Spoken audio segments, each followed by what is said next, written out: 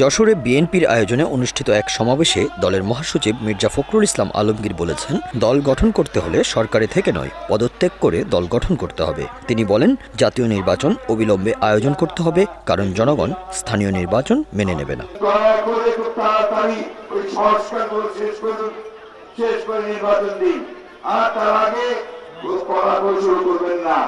কোন স্থানীয় নির্বাচনের আগে হবে না বন্ধুগণ। কোন মতেই জাতীয় নির্বাচনের আগে স্থানীয় সরকার নির্বাচন করা যাবে না। আজকে এই সময় আমি প্রকাশ্য দিতে চাই, এই দেশের মানুষটা মেনে নেবে না। নতুন দল করবে আমরা খুব খুশি, কিন্তু সেই নতুন দল কিন্তু ক্ষমতায় বসে করা যাবে না, বাইরে গিয়ে করতে হবে।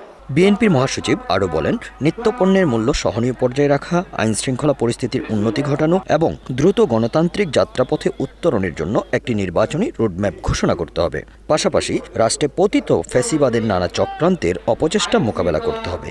যখনই এই নির্বাচনগুলোকে আগে করতে যাবেন, এলাকায় এলাকায় পাড়ায় পাড়ায় বিভিন্ন গ্রামে গ্রামে ওই আওয়ামী লীগের সবার মাথা চাপিয়ে করবে না, তারা আবার মেম্বার ইলেকশন করতে চাইবে না, তারা এখন ঢুকে গেছে, এবার বেরিয়ে আসবে। যদি নির্বাচনের মাধ্যমে সরকার আসে, তখন তার প্রতিনিধি তার কথাগুলো বলবে, তার সমস্যার সমাধান হওয়ার সুযোগ থাকবে। তিনি আরও বলেন, আমি অন্তর্বর্তী সরকারের প্রধান উপদেষ্টা সহ সকল উপদেষ্টাকে বলছি, দ্রুত সংস্কার করুন এবং জনগণের সরকারের হাতে ক্ষমতা হস্তান্তর করুন। যদি ক্ষমতায় থাকার খায়েশ থাকে, তবে অন্তর্বর্তী সরকারকে পদত্যাগ করে নির্বাচনের মাধ্যমে ক্ষমতায় যাবার আহ্বান জানাচ্ছি।